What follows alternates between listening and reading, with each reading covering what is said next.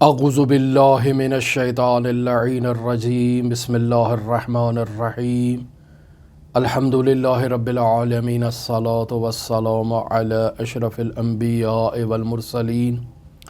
وعلی آلہ طیبین الطاہرین المعصومین الذین اذہب اللہ عنہم الرجس وطہرہم تطہیرا اللہم صلی علی محمد وآل محمد اللہم اخرجنا من الظلمات الوہم واکرمنا بنور الفہم اللہم افتح علینا ابواب رحمتک وانشر علینا خزائن علومک برحمتک یا ارحم الراحمین۔ عزیزان محترم، نہایت اہم موضوع کا آغاز کیا آپ کی خدمت میں، اور وہ معرفت نفس سے متعلق ہے، یعنی خود شناسی سے متعلق ہے۔ اس بحث میں در حقیقت ہم خودی کو پہچاننا چاہتے ہیں، اور خودی کی شناخت سے انسان خدا شناسی کا سفر طے کر سکتا ہے۔ نہ صرف یہ کہ خدا شناسی کا سفر طے کر سکتا ہے، بلکہ تمام عوالم کو شناخت کر سکتا ہے، پہچان سکتا ہے، اور ہر چیز سے درست رابطہ برقرار کر سکتا ہے۔ لہٰذا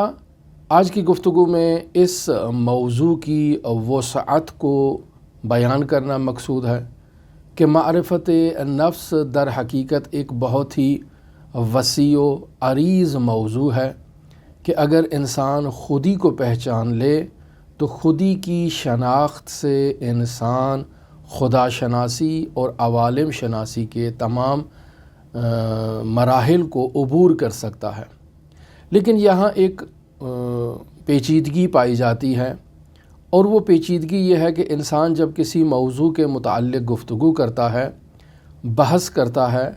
تو بہت ساری غیر ضروری ابحاث بیچ میں داخل ہو جاتی ہیں، شامل ہو جاتی ہیں، کہ جن کا اس اصلی موضوع سے کوئی ربط نہیں ہوتا۔ یعنی اصلی موضوع جس پر آپ گفتگو کرنا چاہتے ہیں، اس موضوع سے ان کا بنیادی رابطہ نہیں ہے، فرعی رابطہ ہے، لیکن یہ اس بحث میں داخل ہو جائے گی اور انسان کو یا انسان کے ذہن کو پیچیدگی میں مبتلا کر دے گی اور تشویش میں مبتلا کر دے گی۔ لہٰذا علمی اصطلاح میں یوں کہا جائے کہ تمام معارف کا ایک وجودی پہلو ہے اور ایک عدمی پہلو ہے۔ وجودی پہلو اس معارف سے متعلق وہی ہوگا کہ جو اسی معارف سے متعلق ہے، اسی موضوع سے متعلق ہے، اسی بحث سے متعلق ہے، اور عدمی پہلو وہ ہے کہ جس کا بنیادی اس سے ربط نہیں ہے، لیکن وہ ضمناً آ کر اس بحث میں داخل ہو جاتا ہے اور کافی وقت باحث کا اپنے ساتھ مخصوص کر لیتا ہے۔ لہٰذا اس پہلو کو عدمی بحث کہا جاتا ہے، اور اس عدمی بحث کا ہماری بنیادی بحث سے ربط نہیں ہوتا ہے۔ مثال یہاں دے کر بحث کو آگے بڑھانے کی کوشش کی جائے۔ مثلا اگر ہم خدا شناسی کی بحث کر رہے ہیں تو خدا شناسی کی بحث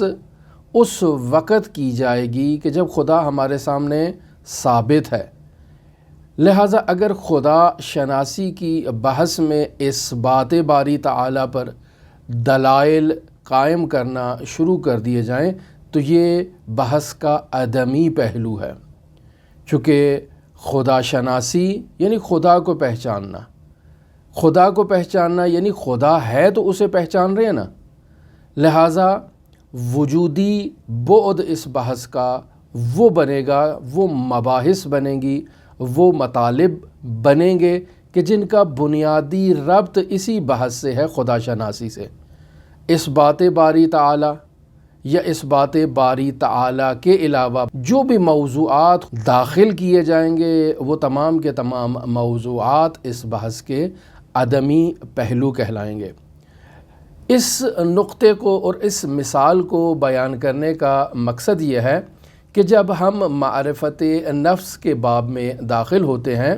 تو اس جہت کی طرف ہماری توجہ ہونا نہایت ضروری ہے تاکہ ہم اپنی اصلی بحث سے غافل نہ ہو۔ ہم معرفت نفس چاہتے ہیں حاصل کرنا، خودی کی پہچان چاہتے ہیں، خود شناسی چاہتے ہیں، لہٰذا جو عدمی پہلو ہیں اس بحث سے متعلق، جن کا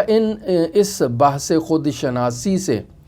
بنیادی ربط نہیں ہے، ان مطالب کو ہم اپنی بحث سے جدا کر دیں۔ مثلاً کہا جائے کہ خود شناسی یا معرفت نفس کی بحث کا تعلق علم نفسیات سے نہیں ہے، چونکہ بعض لوگ یہ تصور کرتے ہیں کہ علم نفسیات ہی خود شناسی کی بحث ہے، جبکہ ایسا نہیں ہے۔ علم معرفت نفس خودی کی شناخت ہے، جبکہ علم نفسیات ایک سائنسی علم ہے، ایک تجرباتی علم ہے۔ اس تجرباتی علم میں در حقیقت جسم کی جو کارکردگی ہے، جسم کی جو فعالیت ہے اور جسم کے جو ریئیکشن ہوتے ہیں مختلف حالات میں، ان کو اچھی طرح سے ان کا جائزہ لیا جاتا ہے، ان کی جانچ پڑتال کی جاتی ہے، اور اس جانچ پڑتال سے اس بات کو کشف کیا جاتا ہے کہ جسم اور روح کے مابین کیا ربط قائم ہے اور کیا رابطہ پایا جاتا ہے، جبکہ خود شناسی میں ہمارا جسم سے کوئی تعلق ہی نہیں ہے۔ ہم جسم سے بحث ہی نہیں کرنا چاہتے ہیں، یہ عدمی بعد ہے اور عدمی پہلو ہے، جبکہ علم نفسیات میں بنیادی طور پر اس جسم کے روح سے تعلق کو استوار کرنے کے لیے، ثابت کرنے کے لیے، جسم کے مختلف حالات میں جو آثار ہیں، جو ریئیکشن ہے، جو رد عمل ہے، اس کو مطالعہ کیا جاتا ہے اور اس پر تحقیق کی جاتی ہے۔ اسی طرح یوں بھی کہا جائے کہ فلسفی بحث کرنا معرفت نفس سے متعلق، یہ فلسفی بحث کرنا اور فلسفی دلائل قائم کرنا نفس کے اس بات سے متعلق، ان کا معرفت نفس سے ربط نہیں ہے۔ معرفت نفس کے لیے حضوری اور شہودی معلومات کا ہونا ضروری ہے کہ انسان اپنے نفس کو مشاہدہ کرے، اپنے نفس کو حاضر جانے۔ پس معرفت نفس کی اس بحث میں ہم علم نفسیات پر گفتگو نہیں کریں گے، ہم یہاں فلسفی بحث کو ذکر نہیں کریں گے، چونکہ بنیادی مقصد یہاں معلومات کو ذخیرہ کرنا نہیں ہے۔ بس اوقات انسان کسی موضوع کے بارے میں جب تحقیق کرتا ہے تو اس موضوع سے متعلق جتنی بھی معلومات، جتنی بھی کتابوں میں موجود ہیں، انسان ان معلومات کو جمع کر کے ایک جگہ پر لا کر ذخیرہ کر دیتا ہے اور ایک دائرۃ المعارف وہاں پر جمع کر لیتا ہے، جس کا اصل موضوع سے کوئی ربط نہیں ہے، یا حقیقت میں انسان کو اس اصلی جو اس کی غرض ہے اس تک پہنچانے میں مفید واقع نہیں ہوتا ہے۔ بس ہم یہ چاہتے ہیں کہ انسان کی جان، انسان کی خودی کا انسان کے ساتھ کیا رابطہ ہے اور یہ رابطہ کیسے قائم ہوتا ہے، اس کے بارے میں معلومات لینا چاہتے ہیں۔ اللہ اگر ہمیں اس معلومات کی اور ان معلومات کی توفیق عطا فرمائے، یعنی اگر خداوند متعال کی توفیق شامل حال رہی اور ہم معرفت نفس حاصل کرنے میں کامیاب ہو گئے، تو یہ معرفت نفس بہت معارف الہیہ کے لیے مقدمہ واقعہ ہوتی ہے۔ لہٰذا ہمارا یہ موضوع یعنی معرفت نفس حاصل کرنا نہایت اہمیت رکھتا ہے، چونکہ معرفت نفس کے ذریعے سے ہی معارف الہیہ ہمارے سامنے واضح ہو سکتے ہیں۔ معرفت نفس کے بعد ہمارے لیے حقائق عالم سے رابطہ قائم کرنا، ان سے جو ہے وہ ان کے بارے میں معلومات حاصل کرنا، اور بنیادی طور پر معرفت نفس حقائق عالم سے رابطہ قائم کرنے کے دروازے کو ہمارے لیے کھول دیتا ہے، اور ہم اس عالم کی دوسرے جو حقائق موجود ہیں ان سے بہتر رابطہ قائم کر سکتے ہیں۔ یہاں ہمارے پاس بنیادی طور پر دو سوال موجود ہیں کہ جن سوالات کا جواب ہمیں تلاش کرنا ہے۔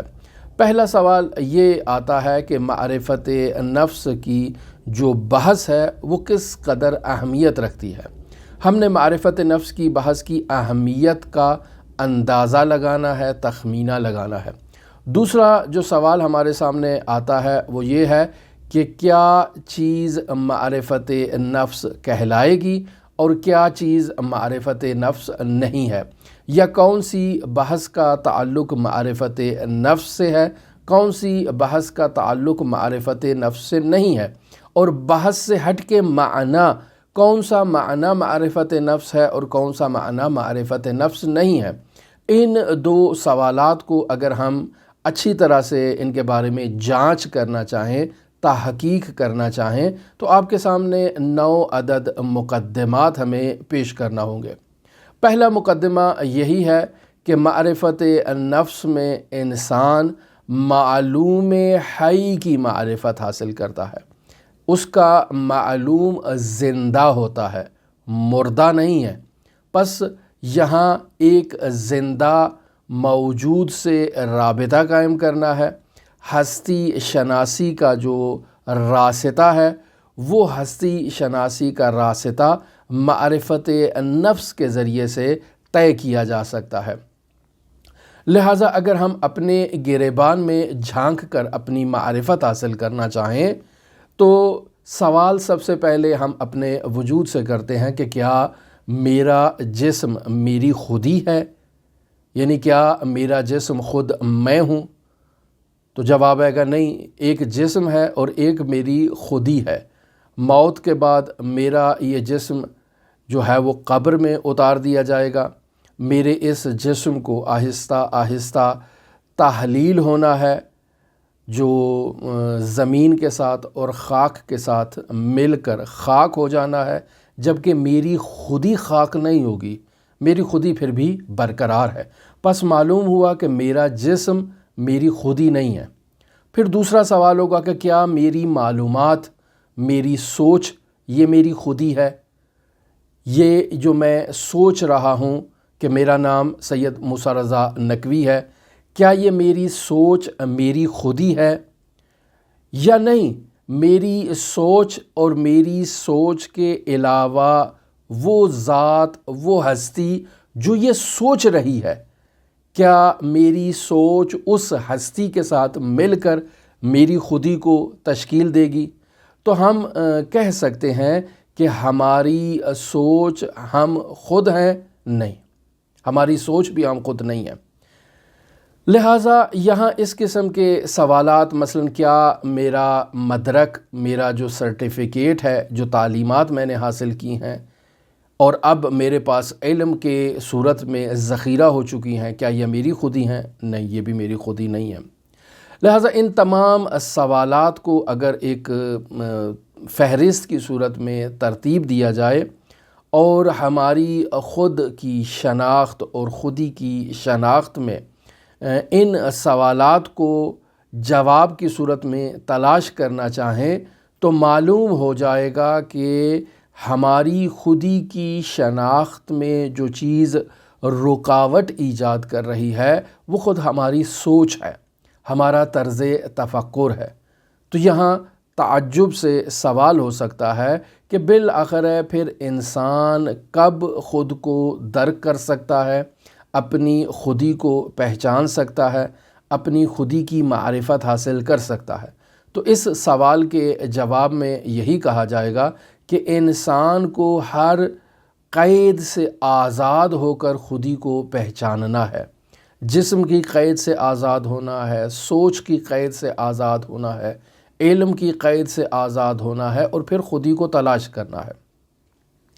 اگر یوں کہا جائے کہ دنیا میں جتنی بھی اقوام عالم موجود ہیں،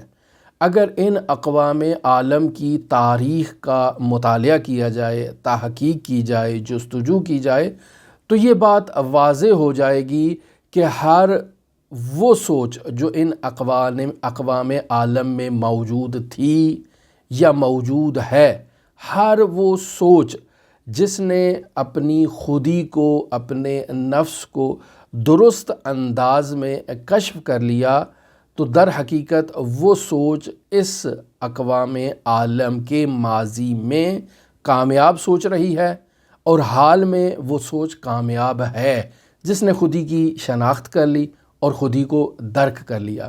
پس معرفت نفس کی بحث نہایت اہمیت رکھتی ہے، اور انسان کے جسم کی حقیقت سے اس معرفت نفس کا کوئی ربط نہیں ہے۔ پس یوں کہا جائے گا کہ انسان کا جسم، اگر اس جسم کی خصوصیات کو مد نظر رکھا جائے تو ایک دفعہ یہ جسم مذکر ہے، ایک دفعہ یہ جسم مؤنث ہے، اور ایک دفعہ یہ جسم جنس ثالث ہے جسے خنثی کہا جاتا ہے ہماری اسلامی تعلیمات میں، کہ نہ وہ مرد ہے اور نہ وہ عورت ہے۔ سوال یہ پیدا ہوتا ہے کہ انسان کا نفس، انسان کی خودی، جس خودی کی وہ معرفت حاصل کرنا چاہتا ہے، وہ انسان کی خودی مرد ہے یا عورت ہے یا خنثی ہے؟ تو اس سوال کے جواب میں یہی کہا جائے گا کہ انسان کی خودی نے اگر مردانہ لباس پہن لیا تو وہ مرد ہے، اگر زنانہ لباس پہن لیا تو وہ عورت ہے، اور اگر مخلوط جنس کا لباس پہن لیا تو وہ مخنث ہے، خنثی ہے۔ تو پس یہ اس کے لباس پر ڈیپینڈ کرتا ہے کہ وہ لباس کون سا پہن رہا ہے، لیکن اس لباس کا اس کی خودی سے کوئی ربط نہیں ہے۔ یعنی اگر انسان کا یہ لباس اتار دیا جائے، مردانہ، زنانہ یا جنس مخنث، انسان کی خودی سے جدا کر کے علیحدہ رکھ دی جائے، اور اب سوال کیا جائے کہ انسان کی خودی مذکر ہے، مؤنث ہے یا مخنث ہے، تو کہا جائے گا کہ نہ تو وہ مذکر ہے، نہ وہ مؤنث ہے، نہ وہ مخنث ہے۔ پس انسان کی خودی ان قیود سے آزاد ہے، لیکن آج تک ہم خود کو مرد سمجھتے رہے، آج تک ہم خود کو عورت سمجھتے رہے، آج تک ہم خود کو مخنث سمجھتے رہے۔ پس ہم اپنی خودی کو درست انداز میں، درست سمت میں پہچان ہی نہیں پائے، اور معلوم ہی نہیں ہو پایا کہ ہماری خودی کیا ہے۔ بس ہمیں اپنی خودی کو سمجھنے کے لیے، جاننے کے لیے، پہچاننے کے لیے ہمیں اس جسم کی قید سے آزاد ہو کر دیکھنا ہوگا، چونکہ یہ جسم بھی ہماری خودی کی شناخت میں ایک رکاوٹ ایجاد کر رہی ہے، جیسے ہماری سوچ ہماری خودی کی راہ میں جو ہے وہ پہچان میں، شناخت میں اور معرفت میں رکاوٹ ایجاد کر رہی تھی۔ بس انسان یہ تصور جو کرتا ہے کہ میرا جسم میں ہوں، میری سوچ میں ہوں، میری تعلیم میں ہوں، میرا شہر میں ہوں، میری جو خاندانی جو سٹیٹس ہے وہ میں ہوں، نہیں، یہ سب میری خودی میں دخیل نہیں ہے۔ ان قیود سے آزاد ہو کر جب انسان اپنی خودی کو تلاش کرنے کی کوشش کرے گا اور ماہیت کی اصالت سے، چونکہ یہ سب لوازمات ہیں ماہیت کے لوازم سے اور ماہیت کی اصالت سے خود کو انسان جدا کر کے وجود کی طرف جب متوجہ ہوگا، تب وہ اپنی خودی کی طرف تازہ متوجہ ہوا ہے۔ یہاں ایک جملہ نقل کیا جاتا ہے مشہور اور معروف عارف بایزید بسطامی سے، کہ جو حضرت امام جعفر صادق علیہ الاف التحیت و ثنا کے شاگرد تھے۔ وہ یہ کہتے ہیں کہ آپ جس قدر بھی معلومات حاصل کرتے ہیں حوزہائے علمیہ میں، اسکولوں میں، کالجوں میں، یونیورسٹیوں میں، جہاں کہیں بھی آپ معلومات حاصل کرتے ہیں، آپ کی معلومات مردہ معلومات ہیں، یعنی زندہ نہیں ہے۔ آپ نے جو علم حاصل کیا ہے یہ علم مردہ ہے، آپ کا معلوم مردہ ہے، جبکہ ہمارا علم جو ہے وہ ہمارا علم حی ہے۔ معلوم مردہ یعنی جس کے اندر روح موجود نہیں ہے، جس کے اندر حیات موجود نہیں ہے۔ معلوم زندہ اسے کہا جاتا ہے کہ جس میں حیات موجود ہو۔ تو اب یہاں بایزید بسطامی سے سوال ہو سکتا ہے کہ بتائیں آپ نے یہ معلوم زندہ کا علم کہاں سے حاصل کیا؟ ہم تو اسکولوں میں جاتے ہیں، کالجوں میں جاتے ہیں، یونیورسٹیوں میں جاتے ہیں، کتابیں پڑھتے ہیں، استاد سے سیکھتے ہیں، یہ سب معلومات ہمیں استاد، علم، کتابیں، مدرسے، یونیورسٹی، کالج، حوزہائے علمیہ سے ملتی ہیں۔ آپ نے کہاں سے معلوم زندہ کا علم حاصل کر لیا؟ تو بایزید بسطامی کہے گئے کہ معلوم زندہ کا علم وہ حقیقت ہے کہ جسے نہ تو کتابوں میں بیان کیا جاتا ہے، نہ استادوں کے پاس یہ حاصل کیا جاتا ہے، نہ یونیورسٹیوں میں، کالجوں میں اور مدرسوں میں انسان کو ملتا ہے۔ پس انسان معلوم زندہ کو حاصل کرنے کے لیے خود ہی کو پہچانے۔ ہم خدا کے وجود کو محسوس نہیں کرتے ہیں، زیادہ تر خدا کلمے کے معنی کا علم رکھتے ہیں اور اسی معنی کی عبادت کرتے ہیں اور اسی معنی سے رابطہ قائم کرنے کی کوشش کرتے ہیں۔ اللہ کا علم خود اللہ نہیں ہے، اللہ کا علم خود وہ معلوم زندہ نہیں ہے۔ پس وہ اکثر افراد جو خدا شناسی کی معلومات رکھتے ہیں، خدا شناسی کے بارے میں تحقیقات کرتے ہیں، ان کا علم معلوم مردہ ہے، زندہ نہیں ہے۔ مثال یہاں یوں دی جاتی ہے کہ انسان کو علم ہے پانی کا ایک گلاس اس کے سامنے موجود ہے، انسان کو علم ہے کہ یہ پانی ہے،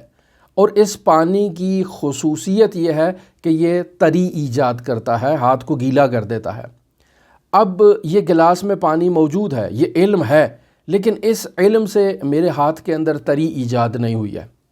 یہ نہر جاری ہے، اس میں بھی پانی ہے، اور مجھے علم ہے کہ یہ نہر پانی کی ہے۔ اس علم سے میرے وجود میں تری ایجاد نہیں ہوئی ہے، یا میری تشنگی برطرف نہیں ہوئی ہے۔ مجھے اوقیانوس کا علم ہو گیا کہ وہ پانی ہے، اس میں جو ہے وہ نمک پایا جاتا ہے، کھارا پانی ہے، مجھے اس بات کا علم ہے، لیکن اس علم سے میرے ہاتھ میں تری نہیں آئی ہے، گیلا پن میرے ہاتھ میں نہیں آیا ہے۔ پس جتنا بھی پانی کے بارے میں تحقیق کر لوں، علم حاصل کر لوں، اس علم سے نہ تو میری پیاس بجھے گی، نہ ہی میرے وجود میں تری اور گیلا پن ایجاد ہوگا۔ علم ہے بس میرے پاس، بس معلوم مردہ ہے۔ لیکن اگر ایک قطرہ بارش کا میرے ہاتھ پر آ کر گر جائے تو جو اس ایک قطرے نے میرے ہاتھ میں تری کو ایجاد کیا اور میں نے پانی کو لمس کیا اور پانی کو محسوس کیا، یہ جو ایک قطرے نے مجھے جس حقیقت سے میرا رابطہ برقرار کروایا ہے، نہ تو یہ گلاس اس رابطے کو قائم کر سکا، نہ وہ نہر اس رابطے کو قائم کر سکی، نہ دریا اس رابطے کو قائم کر سکا، اور نہ ہی سمندروں نے اس رابطے کو قائم کیا۔ بس جس قدر اوقیانوسوں کا میں علم حاصل کر لوں، وہ علم اس ایک قطرے کے برابر جو جس حقیقت سے میرا اب رابطہ قائم ہوا ہے، اس حقیقت سے رابطہ ان علوم نے میرے لیے کشف نہیں کیا۔ توحید کا علم بھی اسی طرح سے ہے۔ ہمیں اللہ کا علم ہے، اللہ کے اسماء کا علم ہے، اللہ کی صفات کا علم ہے، لیکن خود اللہ سے ہمارا رابطہ قائم نہیں ہوا، اسی طرح جس طرح پانی سے ہمارا رابطہ قائم نہیں ہو رہا تھا۔ پس اللہ کو محسوس کرنے کی ضرورت ہے، اللہ سے رابطہ قائم کرنے کی ضرورت ہے۔ جب انسان کا خدا سے رابطہ قائم ہو جائے گا، تب انسان کو خداوند متعال کے بارے میں علم ہوگا۔ لہٰذا اکثر علم جو انسان حاصل کرتا ہے وہ اس کے لیے معلوم مردہ کی حیثیت رکھتے ہیں۔ اکثر علم جو انسان توحید شناسی یا خدا شناسی کے بارے میں حاصل کرتا ہے، یہ بس اوقات انسان میں کثرت علم بھی غرور ایجاد کر دیتی ہے۔ انسان عالم ہے، اس نے تحقیق کی ہے، 20 سال 50 سال توحید کا علم حاصل کیا ہے، تو اسے غرور آ جاتا ہے کہ بھئی مجھ سے زیادہ خدا کو کون پہچان سکتا ہے۔ لہٰذا یہ جو عارف لوگ ہیں، یہ جو اللہ لوگ ہیں جنہوں نے مدرسے میں دینی تعلیم حاصل نہیں کیا، ان کو کیا پتہ، اصل تو علم میرے پاس ہے۔ لیکن حقیقت میں یہ اس ایک قطرہ پانی کے جو اس نے محسوس کیا، اتنا بھی اس کے پاس علم باری تعالیٰ کا موجود نہیں ہے۔ لہٰذا علم خود انسان کے لیے حجاب ایجاد کرتا ہے۔ مرحوم امام خمینی رحمۃ اللہ علیہ فرماتے ہیں کہ العلم هو الحجاب الاکبر، کہ علم جو حقائق کے وجود کا علم ہے، یہ سب سے بڑا انسان کے لیے حجاب کا کردار ادا کرتا ہے، اور انسان کو حقائق کی حقیقت سے مرتبط نہیں ہونے دیتا اور انسان کا اور اس حقیقت کے درمیان ایک فاصلہ ایجاد کرتا ہے۔ میں سمجھتا ہوں کہ میں خدا شناس ہوں، لیکن حقیقت میں خدا شناس نہیں ہوں۔ ایسا انسان کہ جو خدا شناسی کا علم رکھتا ہے یا علم نہیں رکھتا ہے، مؤمن ہے، موحد ہے، اس نے توحید کے بارے میں عقائد پڑھے ہیں، توحید، نبوت، عدل، امامت، قیامت، سب عقائد اس نے پڑھ رکھے ہیں۔ 20 سال، 25 سال، 30 سال وہ نماز پڑھ رہا ہے، روزہ رکھ رہا ہے، مسجد میں جاتا ہے، اول وقت میں نماز کو ادا کرتا ہے، لیکن اس کا خدا سے رابطہ قائم نہیں ہوا ہے ابھی تک۔ تو یہ 20 سال محنت کرنے کے بعد بھی انسان کا علم حاصل کرنے کے بعد بھی انسان کا خدا سے رابطہ قائم نہیں ہوا، 20 سال عبادت کرنے کے بعد بھی انسان کا خدا سے رابطہ قائم نہیں ہوا۔ اور اگر انسان کا خدا سے رابطہ قائم ہو جائے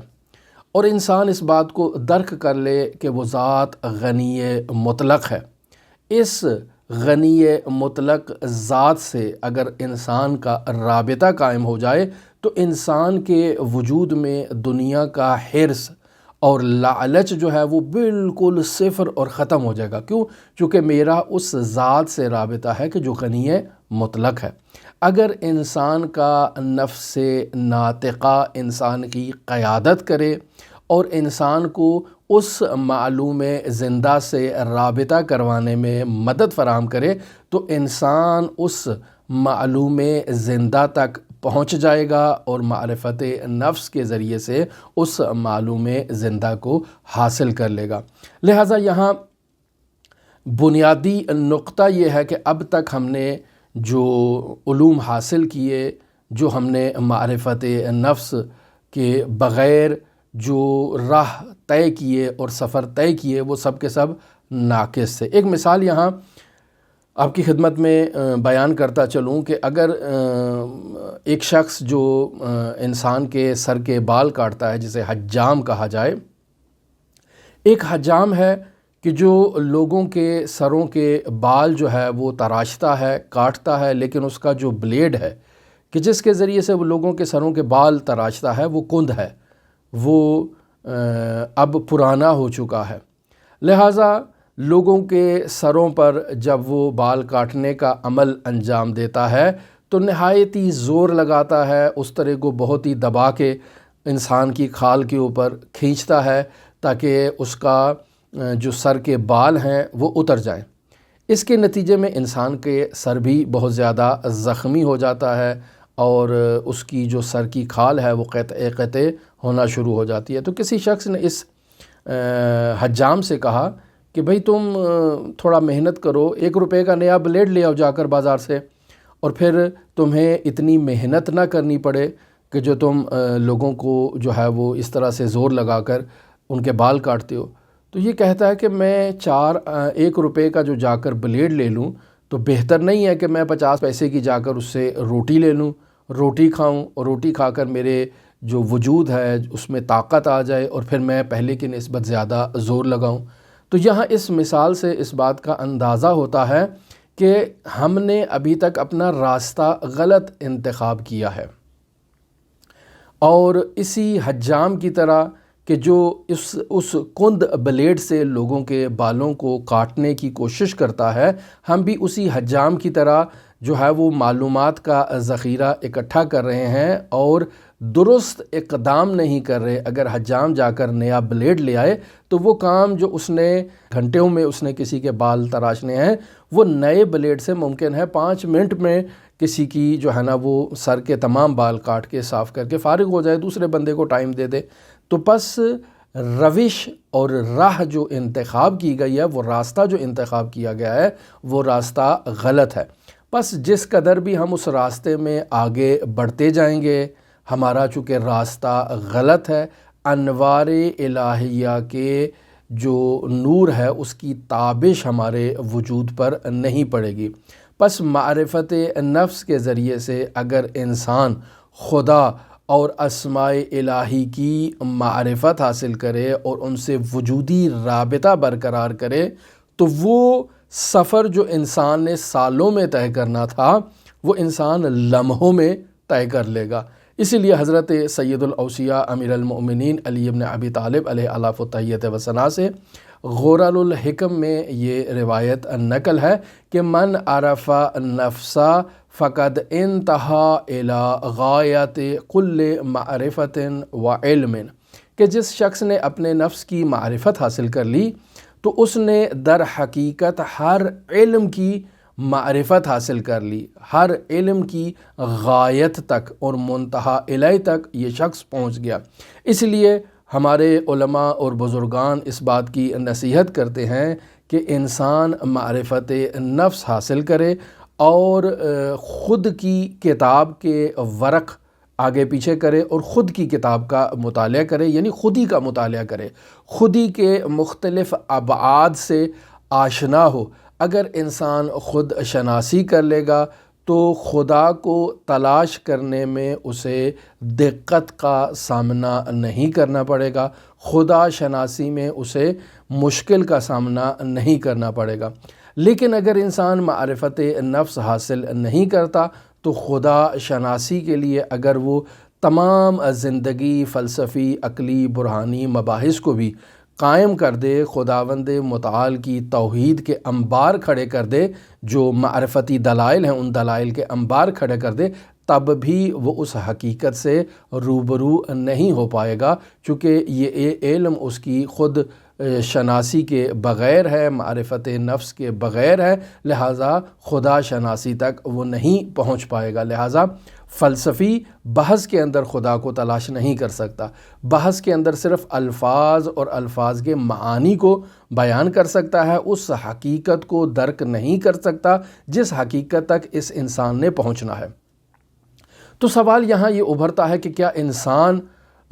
اس حقیقت تک پہنچ سکتا ہے؟ ہم سالوں سال عبادت کر رہے ہیں، عبادت میں اب مزہ بھی نہیں آتا ہے، لذت بھی نہیں آتی ہے، تھک جاتے ہیں، 2 رکعت نماز پڑھتے ہیں تو دل نہیں کرتا ہے، بڑی جو ہے وہ اکتاہٹ سے ہم اس 2 رکعت نماز کو ادا کرتے ہیں۔ تو کیا ہمارا خدا سے رابطہ قائم ہو سکتا ہے، جسے اصطلاحاً کہا جاتا ہے اللہ سے ملاقات؟ تو کیا ہماری اللہ سے ملاقات ہو سکتی ہے؟ تو کہا جاتا ہے جی ہاں، اللہ سے ملاقات کیوں نہیں ہو سکتی ہے؟ خود خداوند متعال قرآن مجید میں انسان کو اس بات کی بشارت دیتا ہے وَمَنْ كَانَ يَرْجُو لِقَاءَ رَبِّهِ، جو اپنے پروردگار سے ملاقات کا خواہش مند ہے تو اس خواہش کی تکمیل کے لیے فَلْيَعْمَلْ عَمَلًا صَالِحًا، اسے یہ چاہیے کہ وہ عمل صالح کو انجام دے، اور عمل صالح میں وَلَا يُشْرِكْ بِعِبَادَةِ رَبِّهِ أَحَدًا، اپنے پروردگار کے ساتھ کسی کو شریک قرار نہ دے، یعنی کسی دوسرے کو جو ہے وہ منشأ اثر قرار نہ دے، کسی دوسرے کو مؤثر قرار نہ دے اپنی زندگی میں۔ بس اللہ سے ملاقات ممکن ہے اور انسان اللہ سے مل سکتا ہے، لیکن اس ملاقات کا راستہ یہ درس نہیں ہے، یہ بحث نہیں ہے، یہ مشق نہیں ہے، بلکہ اللہ سے ملاقات کے لیے انسان کو عمل صالح کرنے کی ضرورت ہے، شرک سے دوری کرنے کی ضرورت ہے، اور اپنی روش میں اصلاح کرنے کی ضرورت ہے، اپنا راستہ تبدیل کرنے کی ضرورت ہے، اور جو آج تک وہ توحید و نبوت و امامت و معاد پر دلائل کے انبار جمع کر چکا ہے اور توحید کی حقیقت تک، نبوت اور امامت کی حقیقت تک وہ نہیں پہنچ سکا، پس اس نے ابھی تک جو راستہ انتخاب کر رکھا تھا وہ اسی حجام کی طرح تھا کہ جس کا بلیڈ کند تھا، لوگوں کے بال تراشتا تھا، تو بال کاٹتے کاٹتے لوگوں کے سر کی جو جلد ہے اس کو قطع کر دیتا تھا، بہت زور لگاتا تھا، لیکن گھنٹوں میں بھی وہ اس نتیجے پر نہیں پہنچتا تھا۔ لیکن اگر جا کر چھوٹا سا نیا ایک بلیڈ وہ بازار سے تہیا کر لیتا تو 5 منٹ میں وہ اس نتیجے پر پہنچ جاتا۔ ہم نے ابھی تک راستہ جو انتخاب کر رکھا ہے وہ راستہ درست نہیں ہے، ہمیں اپنے جو راہ ہے اس کی اصلاح کی ضرورت ہے۔ اگر ہم اپنی ذہنی جو خدا جسے ہم نے خود اختراع کیا ہے، خود بنایا ہے، جو ہمارے الفاظ کا معنی ہے، ہم اسی کی عبادت میں مصروف ہیں، وہ حقیقت میں ہماری مخلوق ہے، ہماری اپنی اختراع کردہ جو ہے وہ خلقت ہے، جسے ہم خدا کہہ رہے ہیں، وہ خدا نہیں ہے۔ لہٰذا انسان کو اپنی معلومات سے، جو معلومات مردہ ہیں ان سے آزاد ہو کر معلوم زندہ سے رابطہ قائم کرنے کی ضرورت ہے۔ اگر انسان معلوم زندہ سے رابطہ قائم کرنا چاہتا ہے تو اس کا طریقہ معرفت نفس کے ذریعے سے ہے۔ اگر معرفت نفس سے انسان کا اللہ سے رابطہ برقرار ہو جائے تو انسان باقی عوالم سے بھی درست رابطہ قائم کر سکتا ہے۔ حضرت سید الاوصیاء امیر المؤمنین علی ابن ابی طالب اس معرفت نفس سے متعلق یہی غرار الحکم میں فرماتے ہیں، لا تجہل نفسک، اپنے نفس سے جاہل مت رہو، فإن الجاہل معرفت نفس ہی، وہ شخص کہ جو اپنے نفس کی معرفت سے جاہل ہے، جاہل بکل شیء، حقیقت میں وہ ہر شے سے جاہل ہے۔ وہ کہتا ہے کہ میں نے توحید پر 20 سال محنت کی ہے اور دلائل کو جمع کیا ہے اور انبار لگا دیے ہیں، لیکن حقیقت میں یہ شخص کیا ہے؟ جاہل ہے۔ چونکہ توحید کا علم حاصل کر رہا ہے، دلائل کے انبار لگا رہا ہے، لیکن چونکہ خود سے جاہل ہے، خود شناسی سے عالم نہیں ہے، تو خدا شناسی کا بھی عالم نہیں ہوگا۔ الفاظ اکٹھے کر رہا ہے، الفاظ کے معانی کو بھی جانتا ہے، اور جب بھی ان معانی کو حاضر کرنا ہو تو الفاظ کو لے آتا ہے، معنی حاضر ہو جاتا ہے، لیکن خدا جو ہے وہ اس تک یہ شخص ابھی نہیں پہنچا۔ عین اسی شخص کی طرح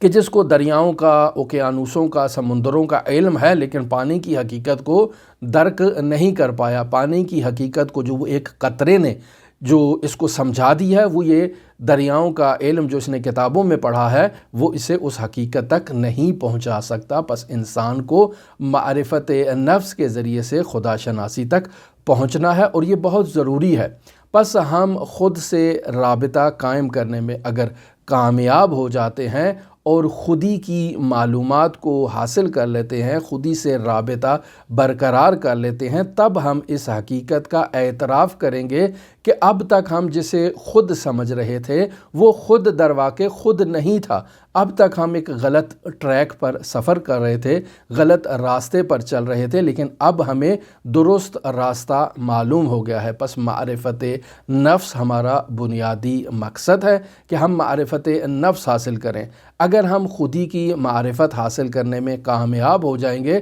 تو یہ جو طولانی سفر آج تک ہم کر رہے تھے، وہ طولانی سفر ہمارا در واقع عبث تھا، فضول تھا۔ حقیقت میں ہم خود سے معلوم، آج خود کی ہمیں معرفت حاصل ہوئی ہے، ہم خودی کو پہچانے ہیں، تو اس خودی کی شناخت سے خدا شناسی تک پہنچے ہیں، دوسری موجودات اور دوسرے حقائق کی حقیقت تک پہنچے ہیں۔ پس خود شناسی کی بحث ایک بہت وسیع مفہوم ہے کہ جس کے اندر داخل ہونا نہایت ہی ضروری ہے، اور ہم کوشش کریں گے کہ ان مقدمات کے ذریعے سے خود شناسی کی بحث میں ایک قدم آگے بڑھائیں، اور عرض کیا کہ ان بحثوں کو نہایت دقت کے ساتھ سننے کی ضرورت ہے، ترتیب کے ساتھ سننے کی ضرورت ہے، اور انہیں باقاعدہ ایک لوح پر، ایک کاغذ پر تحریر کرنے کی ضرورت ہے، خود کے ساتھ مذاکرہ اور مباحثہ کرنے کی ضرورت ہے۔ اگر کوئی دوست مل جائے تو بہت نور علی نور ہے کہ اس کے ساتھ مل بیٹھ کر مباحثہ کریں، اور اگر ہماری بیان میں کہیں کوئی خامی کوتاہی موجود ہے تو اس کی بھی اصلاح اور اس کی طرف بھی نشاندہی کی جا سکتی ہے۔ ہماری دعا ہے کہ خداوند متعال ہمیں خود شناسی اور خودی کی معرفت عطا کرے تاکہ ہم خدا شناسی تک پہنچ سکیں۔ آپ تمام عزیزان کے لیے امام علی ابن موسیٰ الرضا علیہ الاف التحیت و ثنا کی نورانی بارگاہ میں نائب الزیارہ بھی ہیں اور دعا گو بھی ہیں۔ اللہم صلی علی محمد و آل محمد وعجل فرج قائم آل محمد۔